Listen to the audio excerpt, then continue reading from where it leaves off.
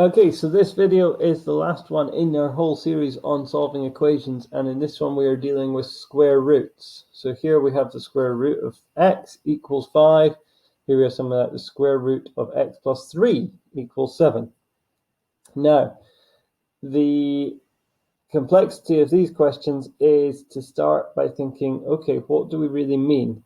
This is asking what number times by itself gives me x, and the answer is 5. So some number times itself gives me x, and the answer is 5. Well, the opposite of square rooting is to square. So actually, unpicking that question in our head is really difficult, but thinking, okay, I just need to do the same thing to both sides. I need to undo a square root. The opposite is to square both sides. So I get x equals 5 squared. And that's nice and simple. Squaring a square root gets rid of it. Squaring this side, we get 5 squared. And so x equals 25.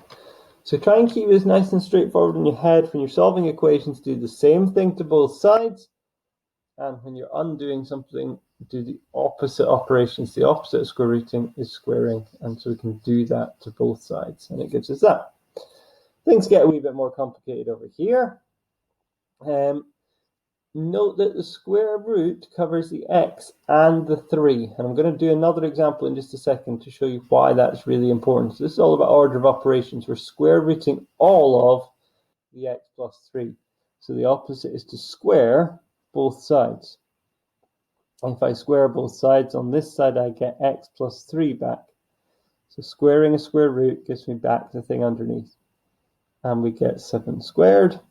So x plus 3 equals 49.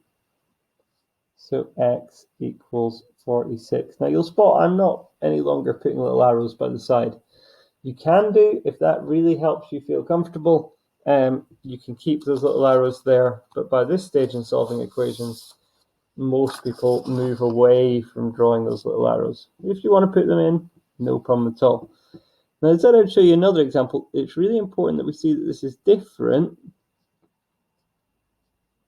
from this. Here we're only square rooting the x.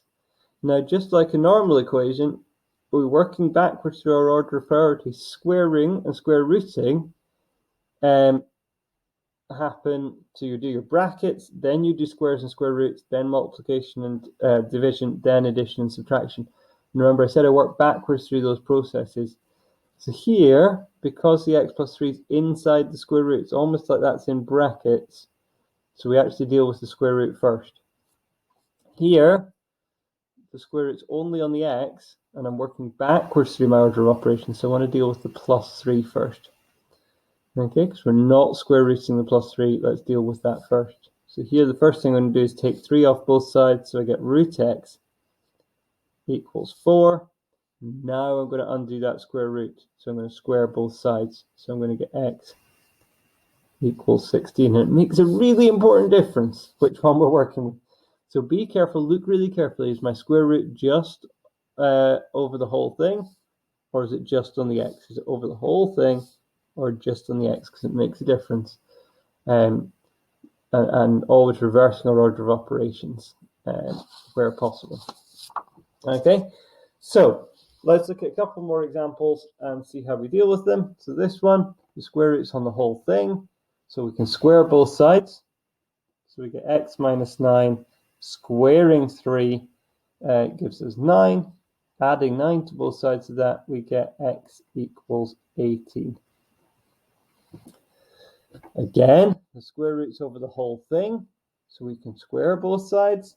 So squaring both sides gives us 2x plus 5. We just get back the thing underneath the square root when we square it. And over here we get 13 squared. 13 squared is 169. Taking 5 off, we get 2x equals 164. And now dividing by 2 gives us 82. One last example.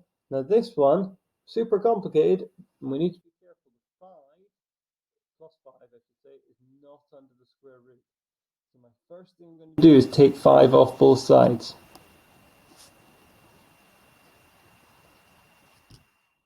11 take away 5 gives us a 6. Now everything on this side is under the square root, so I can square both sides. So that gives me 3x minus 7 equals 6 squared, which is 36. So this step here, we're squaring the 6 to get down, we're squaring that square root to get rid of it. Adding 7 to both sides, we get 3x equals 43.